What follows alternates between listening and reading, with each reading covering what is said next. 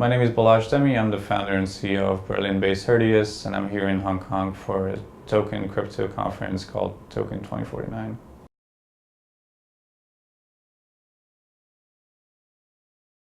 So I'm specifically in Hong Kong because of the decentralized exchange that we're doing for our blockchain. And Hong Kong being this fintech hub, it's the perfect location to bring something like this for the city. With issues regarding exchanges, and especially decentralized crypto exchanges, because we have a lot of issues on scalability, liquidity, front-running prevention. It's mostly somewhat technical to please the crowds of Hong Kong, but at the same time, we make it so it's simple to understand for everyone involved.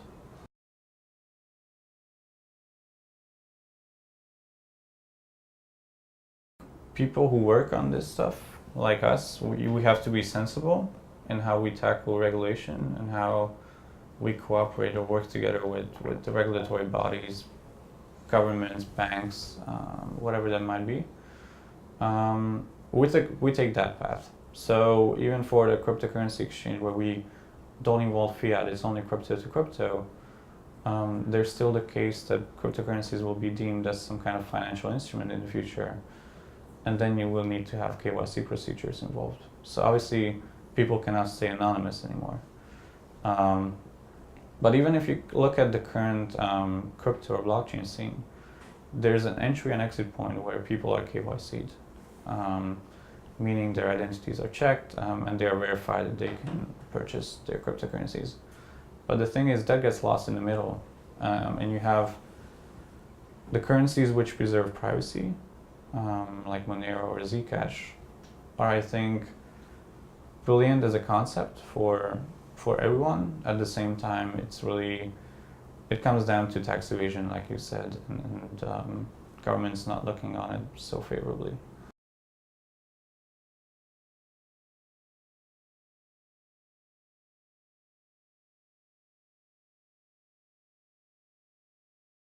I think it's the fairness of it. That it can be verified by anyone. And if you look at major banks as well, some do shady operations. And a lot of the dirty money, if you want to call it, flows through the banking system. Which is the same in the Bitcoin and crypto world, but since we have the blockchain, which is kind of immutable code or database that anyone can verify, it provides more trust. Same I think for services or payments.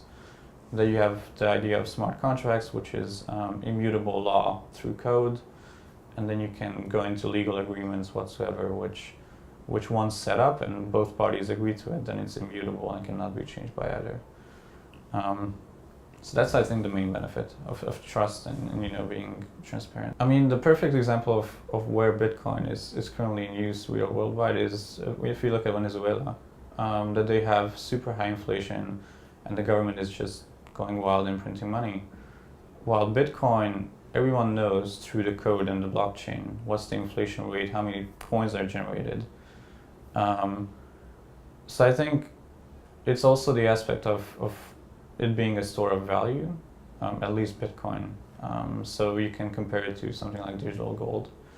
But it's a really hard topic of what makes it worth. I guess it's going back to the trust aspect and people now kind of speculating on it, as well as knowing that this piece of code has existed for more than 8 years, has not been hacked or tampered with, still works as intended, and there has not been some major security flaw. So it's a perfect way to store any kind of asset you have.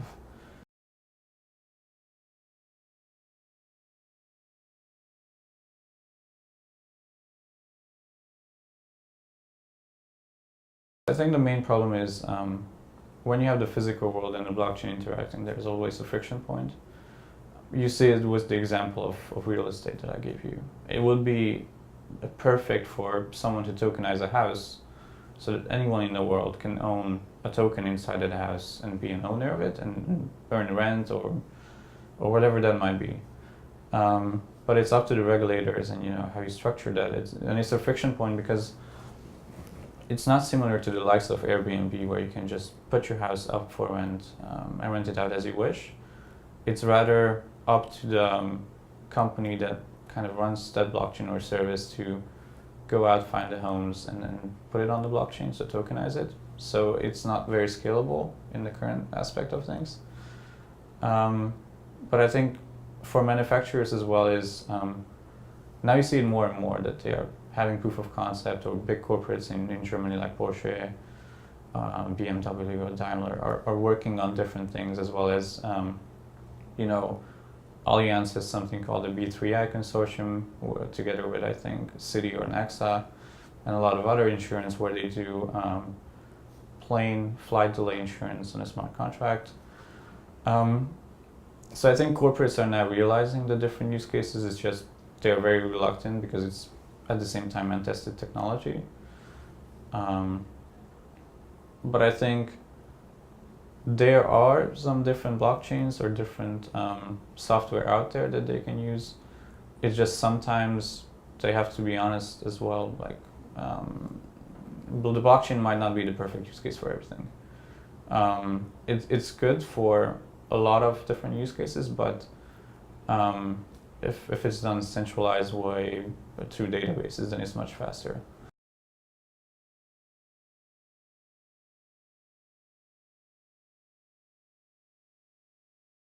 Yeah, so actually, I think this conference is one of the biggest in Asia, definitely this month, as far as crypto goes, and even in the next coming months. I think Hong Kong is similar to New York and London, as I said, the financial hub aspect, and people love cryptocurrencies because of, like we discussed, with the store of value, them storing money there, and I think also a lot of people in Hong Kong, or the community is getting much more stronger, and people want to see new companies or new technologies or understand what this whole cryptocurrency stuff means, and they're looking at VCs, companies, hedge funds, pretty much everyone in the scene where they can invest their money into, or what's happening in the scene.